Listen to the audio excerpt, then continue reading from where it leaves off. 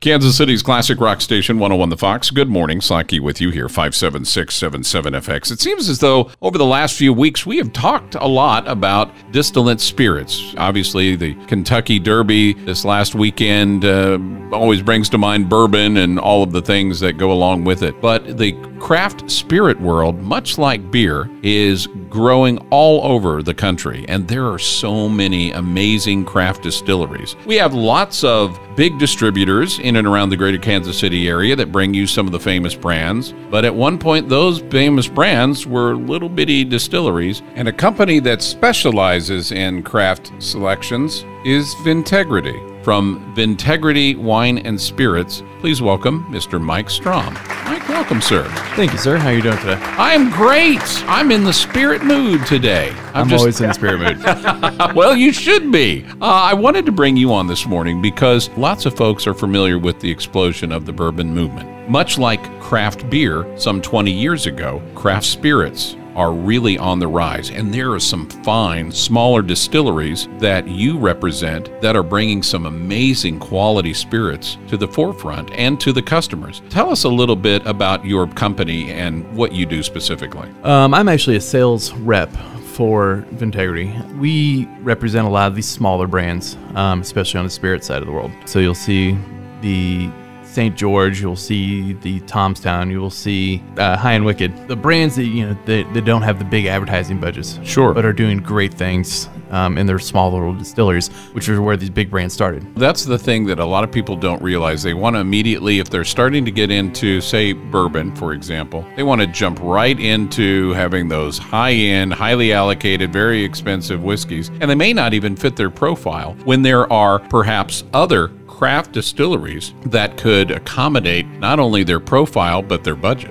Correct. Not only with their flavor profile, because every person has a different profile. One person will really love the vanilla, another person won't like it at all. Someone might like clove. A lot of whiskeys, you'll get a clove note. The distillers and the blenders, which every single whiskey has a blender. Sure. You might not know that, but everyone does. You bet. It's an art, and they are able to put what they believe will not only sell for them, but what the public will really enjoy. And it might be a little tiny part of the public, but it's a little tiny part that are enjoying their spirits. Mike Strohm of Vintegrity Wine and Spirits, our guest this morning. And you know, we said this before we went on this morning. I have to admit, initially, I would tell you, before today, I would have said, I'm not a guy who really likes some of the Japanese single malt spirits that are coming out. And I know that there's a lot of folks listening this morning that do. A lot of the younger friends of mine who are into whiskey are really, finding out about some of these Japanese whiskeys and they love them. For me, it personally hasn't been something that tripped my trigger until this morning.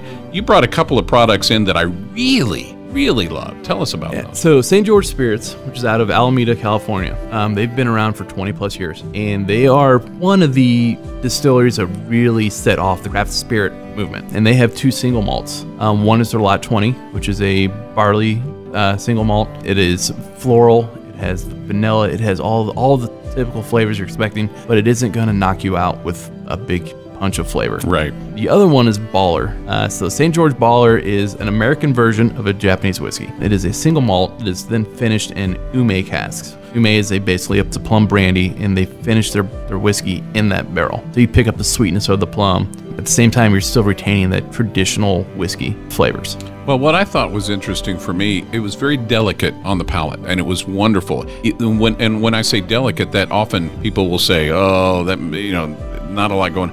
No, it was very complex, just very delicate. Right. And it's all those flavors, all those, like I said, the traditional whiskey flavors still there, but they're not overpowering. They're in the background. They don't pick up right immediately on the palate. They're deeper. That's when I tell people to try whiskeys, take a tiny sip and then let that just sit on your palate for a minute. Then go back to it. You're going to pick up a different flavor.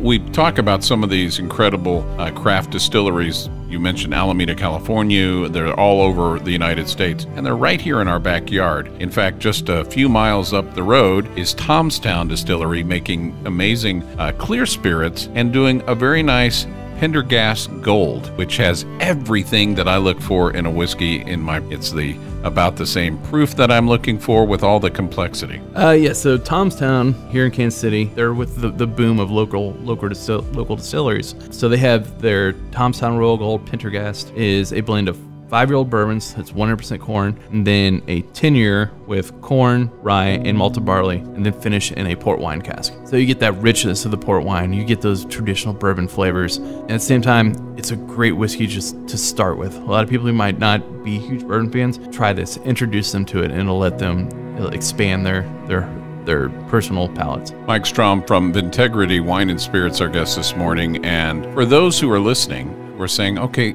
I heard you talking about these great spirits. How can I find them? Where can I find them? Go to your local liquor stores. If you don't see it on the shelf, go and ask them. Everybody is willing to bring them in for you. At the same time, sometimes you have to get lucky. The St. George Lot 20, very, very little of it was produced. If you find it, buy it, and run out the door with it after you pay for it. We talked about spirits, obviously, and our mutual friend JP has founded this company and to give other distilleries, wineries, spirit makers the opportunity to have their product be enjoyed around Kansas City. You also do a lot of wine as well.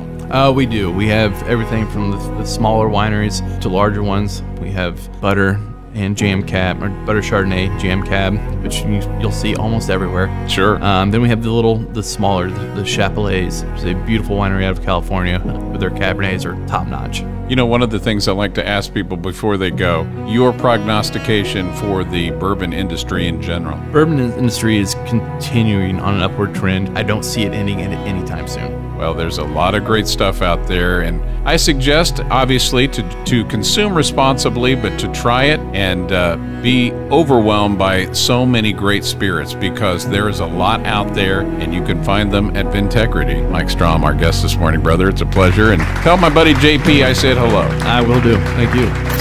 The vaccine for waking up in a bad mood. I just want to go back to bed. The Slacker Morning Show on 101 The Fox.